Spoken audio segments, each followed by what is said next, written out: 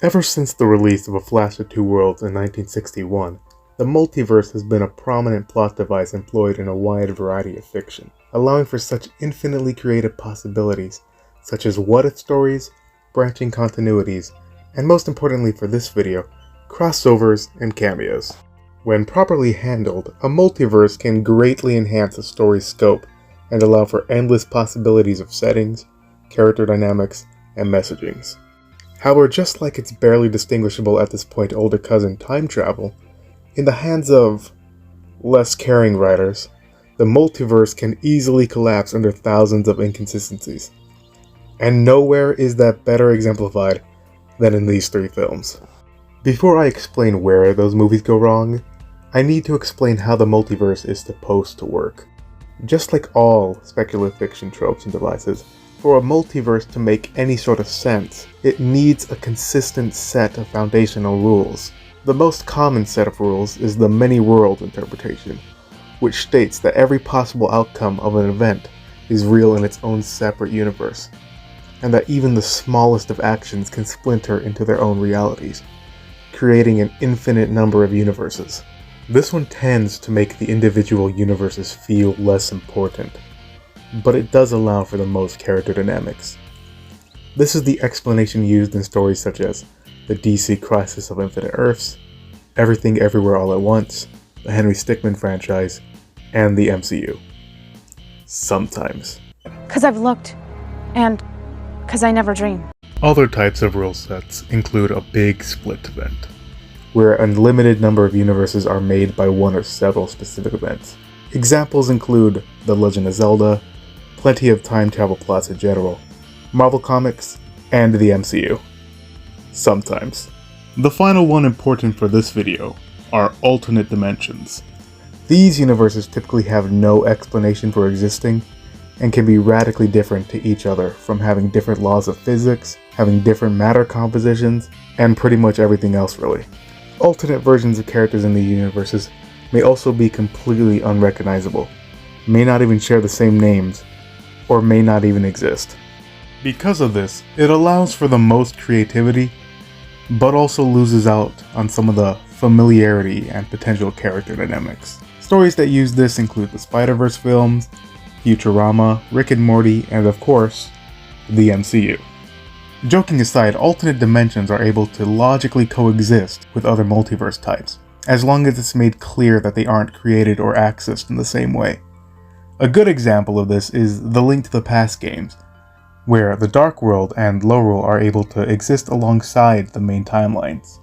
A bad example of this is in Multiverse of Madness, where there is inexplicably a world made entirely of paint, a Toon World, and a world that was thrown through a fence at 100 miles per hour in the supposedly action-based multiverse. Anyway, the point of this lengthy explanation is to show that even in a single connected franchise like the MCU, keeping all the minute details of the multiverse consistent is a difficult task, requiring an impeccable attention to detail, which due to the MCU films all having separate writers and directors, is made basically impossible. With this in mind, it made perfect sense for Sony to want to connect both their recently formed Venomverse and previously established Spider-Verse and Spider-Man series to the MCU multiverse. Now, with regards to the Venomverse, it doesn't really matter that it got added to the MCU, since there aren't any overlapping characters, at least currently, nor does it have a pre-established multiverse to create inconsistencies with. And also, no one really cares about those movies anyway. However, with the Sony Spider-Man films and the MCU sharing several characters and having their own different rules for the multiverse, trying to fit them into the same multiverse doesn't work, and only serves to irrevocably damage both franchises. Of course, I understand the wanting to utilize old actors and characters for nostalgia bait and fan service, but that shouldn't come ahead of the storytelling. Ripping these characters directly from their source material not only doesn't make sense with the plots of their individual stories, but also conflicts with how the other major characters are represented. Miles doesn't look or act exactly how he did in the comics. Neither does Spider-Noir. Neither does Penny. Neither does Pavitra. And Jessica especially looks nothing like how she does in the comics. And there's a reason for that. These aren't the characters from the originals. They're disconnected adaptations, allowing the writers to make changes and improvements where necessary without affecting the original canon. Making them the exact character in the same multiverse restricts creativity and risks rendering them out of character. It's the same issue as when a character in Multiverse of Madness tried to claim that the MCU was Earth 616. Like, no, it very clearly isn't. Using old actors also leads to further issues. In both the MCU and the Spider-Verse films, alternate universe variants all share the same design. Both Miles and their families look identical, every Doctor Strange looks like Benedict Cumberbatch, even the animated ones. Every Kang looks like Jonathan Mayer, at the current time.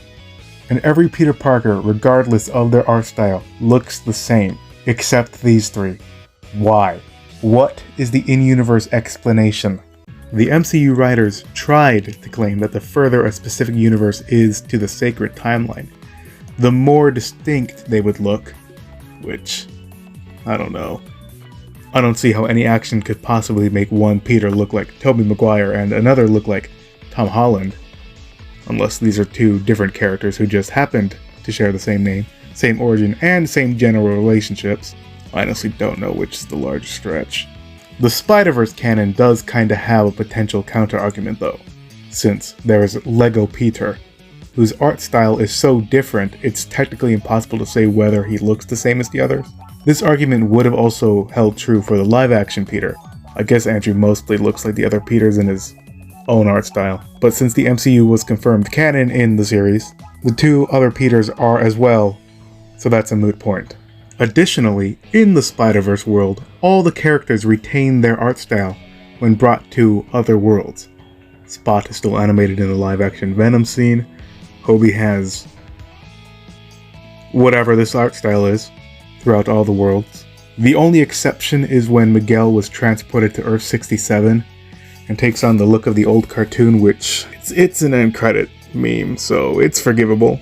What isn't forgivable, however, is the characters in the MCU actually do take on the composition of whatever world they're in. So if Tom Holland were to enter the Spider-Verse world, would he remain in live action? Or would he become an animated Peter just voiced by Tom Holland? The stories give conflicting answers. Now admittedly, these inconsistencies don't really affect the plot and are more just nitpicks. Like, you want Donald Glover as the Prowler? Sure, it's a cute scene. And one can reasonably be convinced that this is just an original variant of the character, unrelated to the MCU's Aaron Davis. Which is honestly how they should have gone about this. But unfortunately, the multiverse doesn't stop at cute cameo appearances. The explanations of how each franchise's multiverses work completely contradict each other. In Multiverse of Madness, when one character travels to an alternate universe, they run the risk of causing an incursion. Incursion? An incursion occurs when the boundary between two universes erodes and they collide, destroying one or both entirely.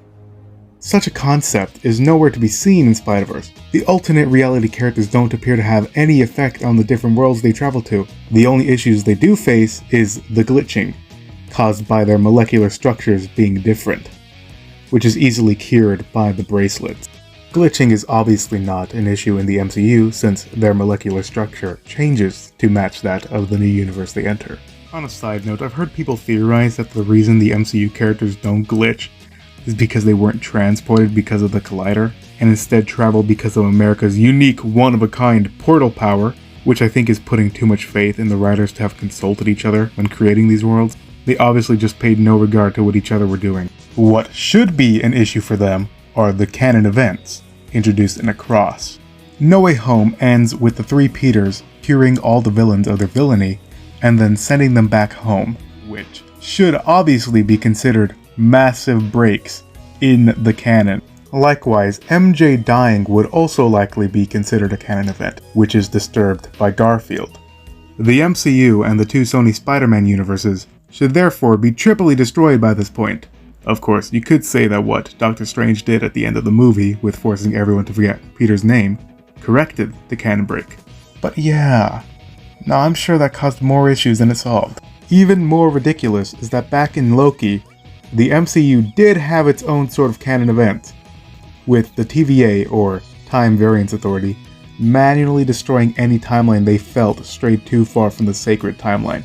Now, you'd think most of these other universes featured in the Spider-Verse films would have been instantly smitten for not resembling the sacred timeline in the slightest. Of course, it's to be expected that Sony wouldn't take Loki into consideration when making their films, since even its own writer didn't take it into consideration when making Multiverse of Madness.